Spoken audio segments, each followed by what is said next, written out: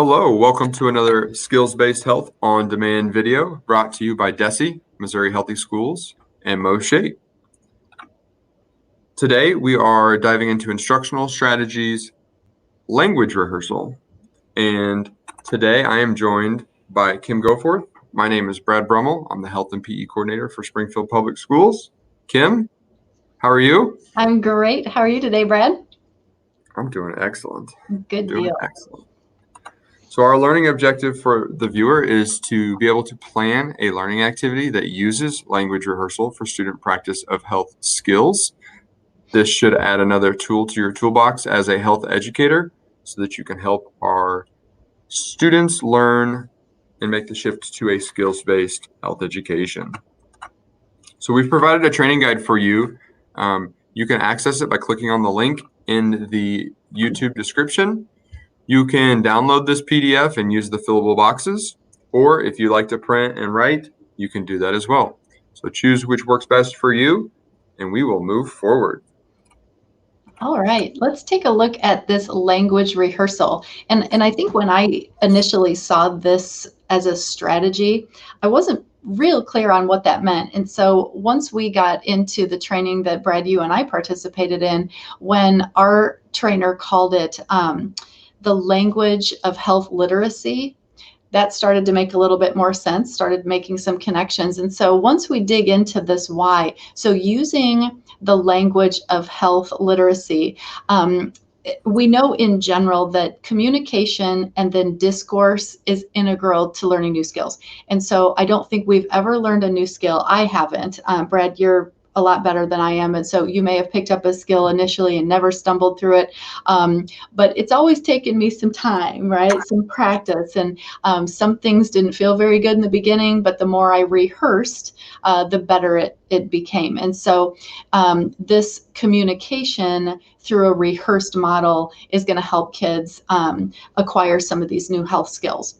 So that's one big why of using language rehearsal as a skill or as a strategy. So also being able to properly produce this language in the skills-based health ed model allows students to develop that health literacy and self-advocacy. And so health literacy is one of the big goals of health education in general. So it's becoming a health literate person, not just for yourself, but also for others. And so the self-advocacy piece within language rehearsal is really speaking for what you need, saying what you need, and then going to get it through your language and through your words. I always think of, when you're trying to talk to kids, or Brad, you probably have experience with this in your household right now. It's like, let's use our words, use your words. And so helping coach them on what that means is a big, important why of language rehearsal. And it also helps students master these skills. And so you can see it and hear it from them in showing mastery. And it also engages with their peers using that language. And so it kind of puts them on even playing field when we're all using the same language that you have taught. As they develop some of these new skills, it kind of evens the field a little bit. So we're all using the same language and the same higher level vocabulary maybe for some of our health content. So that's some of the big why on how to give kids these language rehearsal opportunities. Yeah, and you mentioned my household, and after I went through the training, my 6-year-old was provided some health literacy, some health language. Nice. And I think when I reflect on the goals of health education and delaying the onset of risky behaviors, I feel like when we practice these language rehearsals, it helps us delay those risky behaviors. So, for example, when my daughter wants to hit her sister because she gets mad at her, when she's able to use her words and use these language rehearsals that I've given her, it delays that risky behavior. It delays the onset because she has other tools to use rather than going back to that bad habit. So delays the fight in the household. Yes, absolutely. It brings mom and dad some peace. I like it. Absolutely. So some tips and tricks to use when implementing language rehearsals as an instructional strategy is to identify the language first as a teacher that your students will be able to use to demonstrate that mastery. So it's kind of like aligning to the standard and thinking about what are my students being asked to do to demonstrate mastery, and how can I mirror that with the language that they're using. We want to make sure that, just like we would with any other skill, that we're teaching it and modeling it. We want to design activities that prompt students to produce both verbal and writing, because I think many times we get caught having students do way too much writing or even typing and not enough demonstrating through a verbal lens or a verbal context. We want to make sure that we're providing students with the language. We're not just saying, use your words. We're saying, here are words that you could use, and giving them the opportunity to practice that. And when you hear it in a classroom, make sure that you take the opportunity to narrate and use specific praise during that teachable moment, so that the others in class can learn from that experience as well. And then probably the hardest part is asking students to listen well enough and engaged enough and actively enough so that your students have the opportunity to practice it. And I think this mirrors really and pairs really well with cooperative learning, which is a different video that you should check out. But if you use some of those cooperative learning instructional strategies, you automatically are going to have increased opportunities for students to listen and provide feedback to each other, and possibly practice these language rehearsals. And just like with any other skill, we have to give opportunities for repetition. So if you do a language rehearsal one time, it's probably not going to stick. It's just like dribbling a basketball. I need rep after rep after rep to get better at that, and language rehearsals are no different. So take a moment on your training guide, page 1, complete the opening activity. What takeaways do you have, either related to the why we should be using language rehearsals or tips and tricks of using language rehearsals?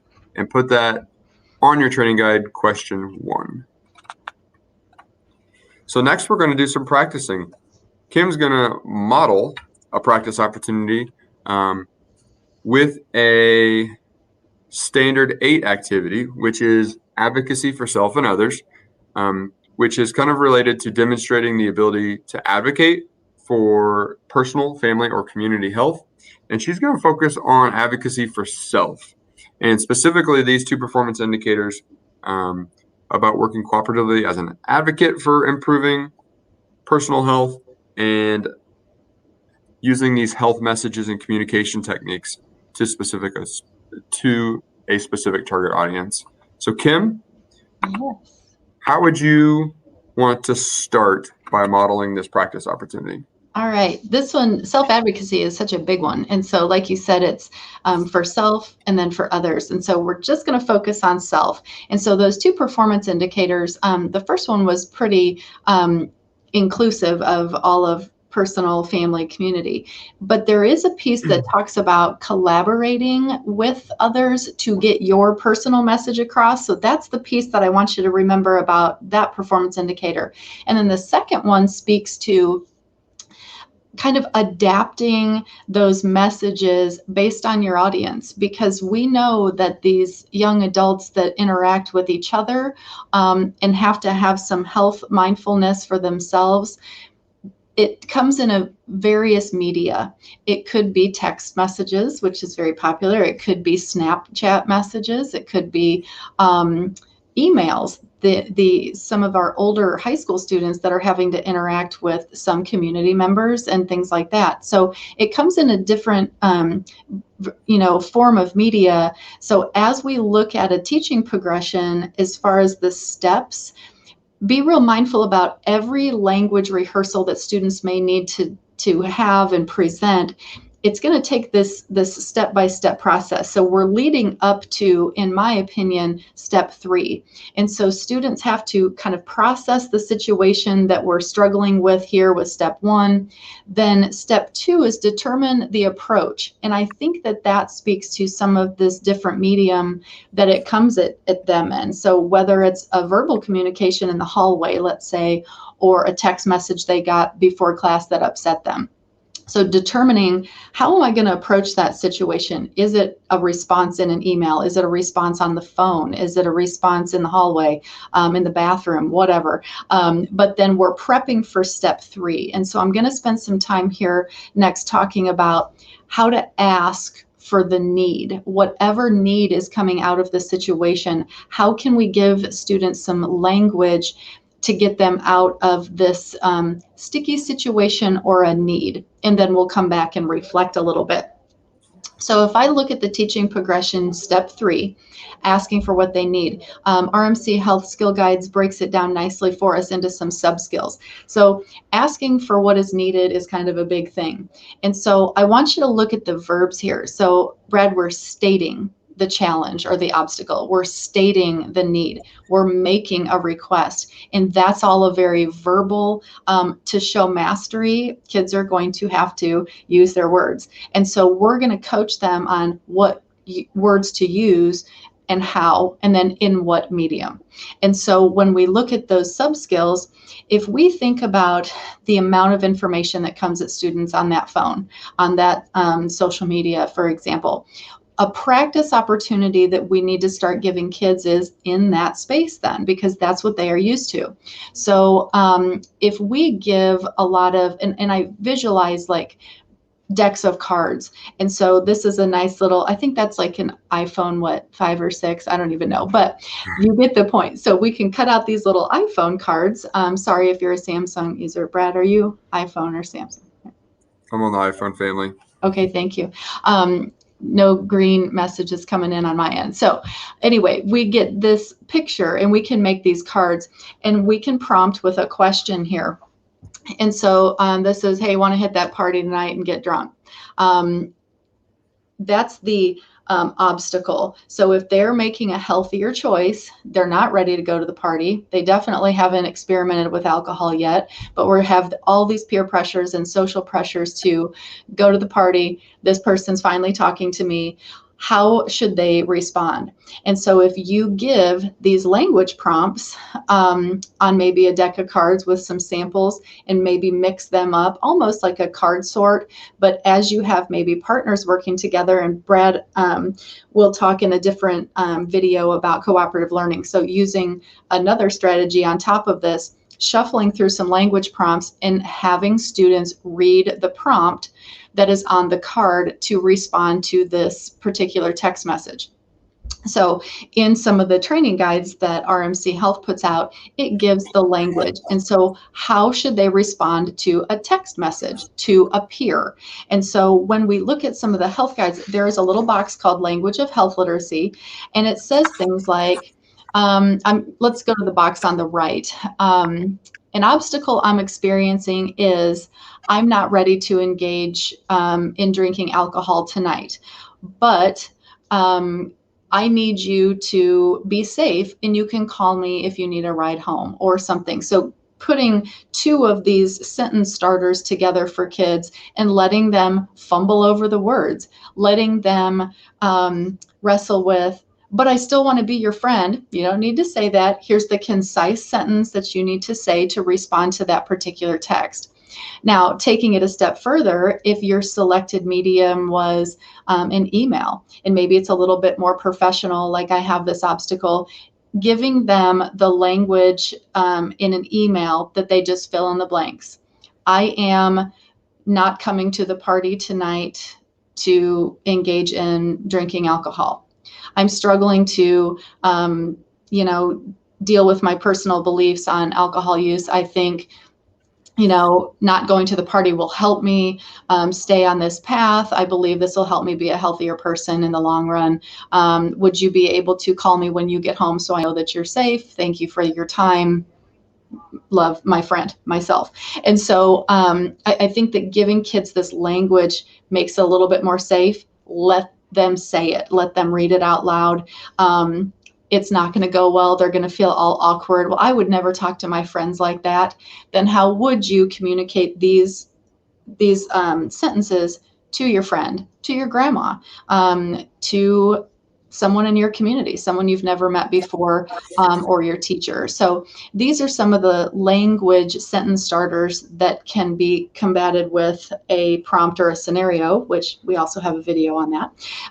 And so that's one example on how to model step 3 on asking for what you need. Brad, thoughts? I just think that this is a step that is often not taken, Kim. I think this is a needed step in health education classrooms. I think that too often we teach the decision-making model or the decision-making skill, which is great, but most students know the right decision when they get that text. They just don't know how to respond.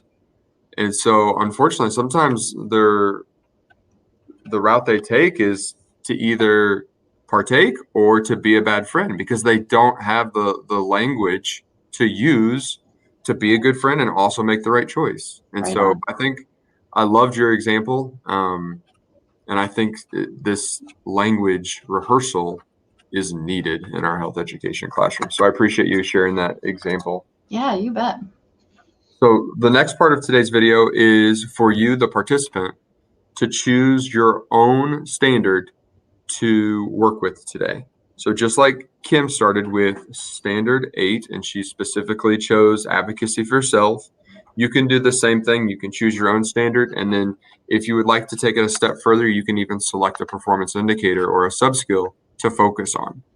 So do that at this time, please. And then we would ask you to do some designing and planning. On part 2 of the practice section of your training guide, start brainstorming, start writing down how you would do planning related to this standard that you chose, specifically with language rehearsal in mind. How would the students be practicing? What would it look like? What would it sound like? What would your teacher progression look like? And kind of go through that during this time of the video. And it's okay if you don't have it all figured out, but right now is the best time for you to jot some of those thoughts down, because more than likely when Kim was going through her example, you probably had some ideas come to your mind on how you would maybe even do that same activity in a different way. So take a moment to do that. And as we reflect, Kim, I'm just super excited because I'm stealing the activity that you shared today. I love board games. And so I totally see your example in a apples to apples kind of format, or our students, what's the board game that's more inappropriate that students probably play more often? Yeah.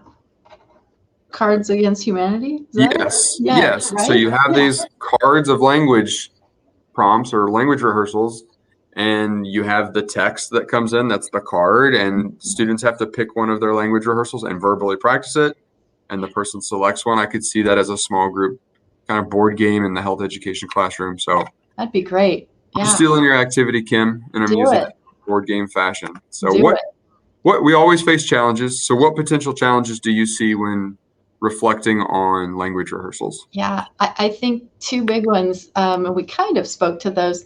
One is getting them out of the text talk when it needs to be a more formal interaction with maybe a community member. I've spoke with a lot of ELA teachers too in the past few years, and they're like, boy, the writing, if you ask them to write an essay, boy, they still use just like the R for ARE, and they use a lot of text talk in their writing. And I think that some of the language, because we've used social media so much in electronic devices and typing, sometimes just language is different. And it's almost like we would feel like we're kind of an ELA teacher and say, that is not how you pronounce that. Or and so I think that is one challenge, but then having them just rehearse and help them with the vocabulary in some of these rehearsals is going to be paramount. I think another problem you might run into is the kind of the time that it would take to formally respond with the email, or like some of the written responses, because they want that immediate response, text, Snapchat message, that kind of thing. So telling them that in their lives, you may have to take the time to sit down and draft a response and draft a letter using some adult language. And so just setting that time aside to not just focus on the texty talk stuff, but also finding time to communicate what you need through the written word as well. So those are Yeah. two challenges I see. And it would be so hard as a teacher to just let the non-professional language happen. Yeah. But I think we have to balance of what's more important is if that specific language that they chose to use, if that's helping them delay the onset of risky behaviors, then that's probably more important than being grammatically correct or professional within our communication. So Right it's on. just it's a balance. It is, for sure. So we would ask you, the viewer, to make your own reflections on your training guide and complete questions 1 and 2 of learning activity reflections. And as you're doing that, just kind of think about what excites you about the learning activity that you came up with and what potential challenges may you face. Well, that closes us up for today, Kim. Great job modeling language rehearsal. So many great whys and tips and tricks. I think that if I was to watch this video, I would be set up for success to give it a try in my classroom. Good. And I think this is one that is least commonly used out of the 6 instructional strategies. So I'm really glad that you shared that example with us. Great. Thank you. Again, if you will check out the cooperative learning video within the series, I think that would pair really well with this one. And if you haven't seen any of the National Health Education Standard videos, the advocacy of self and others would also go great with language rehearsal. So again, thank you for joining us. And thank you to DESE, Missouri Healthy Schools, and MOSHAPE for sponsoring the Skills-Based Health on Demand series. Kim, great job today. Thank you again. Thank you. Bye, everybody.